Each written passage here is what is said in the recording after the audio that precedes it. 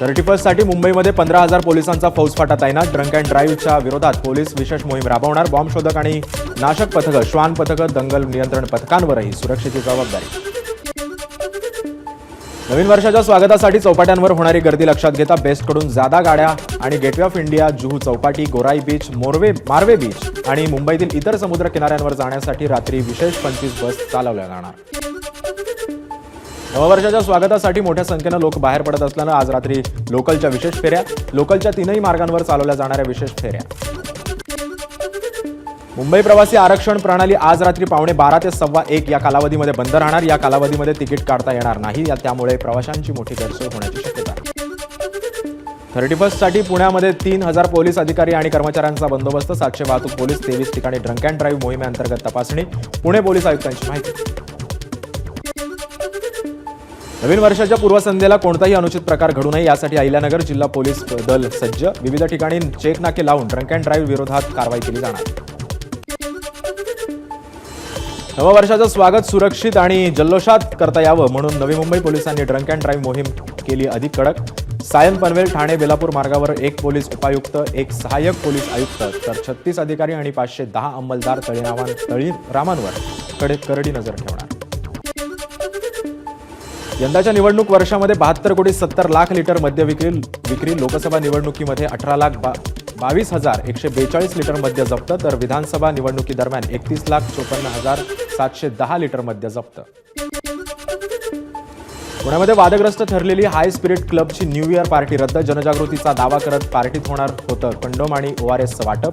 यावरून वाद पेटल्यानं पार्टी रद्द करण्याचा निर्णय. मुंबईहून गोव्याला जाणाऱ्या पर्यटकांची खासगी बस चालकांकडून लूट. एका प्रवाशाला मोजावे लागतात 3 ते 5,000 रुपये. हे दर दिल्लीला जाणाऱ्या खासगी बसपेक्षाही अधिक असल्याची माहिती.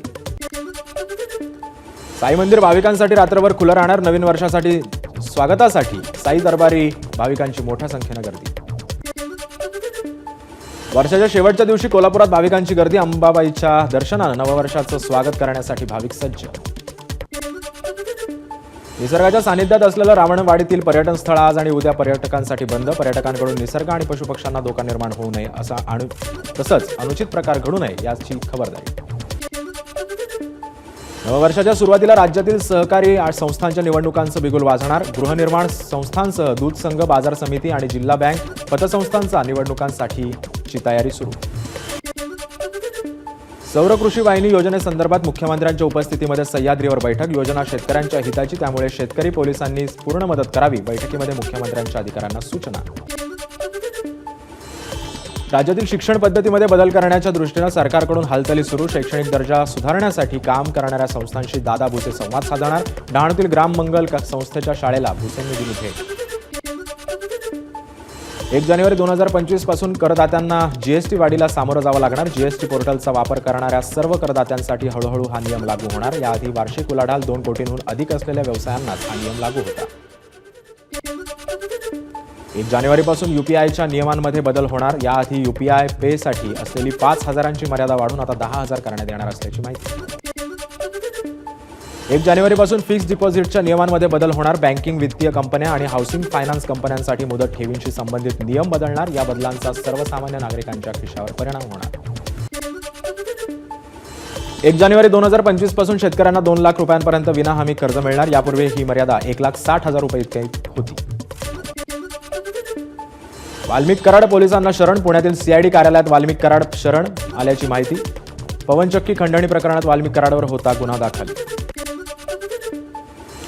दोषी आढळल्यास कोणतीही शिक्षा भोगण्यास तयार. स्वतःचा व्हिडिओ शेअर केल्यानंतर वाल्मिक कराड पोलिसांना शरण. कुणालाही सोडणार नाही. हत्या प्रकरणातील आरोपींना पकडण्यासाठी विविध टीम्स तैनात. यामध्ये सहभागी असलेल्या प्रत्येकावर कारवाई होईल. मुख्यमंत्री देवेंद्र फडणवीसांचं वक्तव्य. पुरावे नष्ट झाल्यानंतर वाल्मिक कराडनं सरेंडर केलं का? विजय वडेट्टीवारांचा सवाल. या प्रकरणाची चौकशी पोलीस किंवा CID करू शकत नाही. उच्च न्यायालयाच्या न्यायाधीशांनी चौकशी करायला हवी. विजय वडेट्टीवारांची एक्सपोस्ट. वाल्मिक कराडवर 302चा गुन्हा दाखल करावा. यामागचे मास्टरमाइंड लवकरच समोर येतील. चौकशी होईपर्यंत मुंडेंनी राजीनामा द्यावा. आमदार संदीप क्षीरसागर यांची मागणी. आधी सगळी सेटिंग झाली, त्यानंतर वाल्मिक कराड शरण आला, जितेंद्र आव्हाड यांचा आरोप. तर आत्ताच्या केसेसमध्ये असलेल्या अधिकाऱ्यांनीच कराडला मदत केली, त्याच्यावर 302चा गुन्हा दाखल होणार नसल्याचाही आव्हाड यांचा दावा.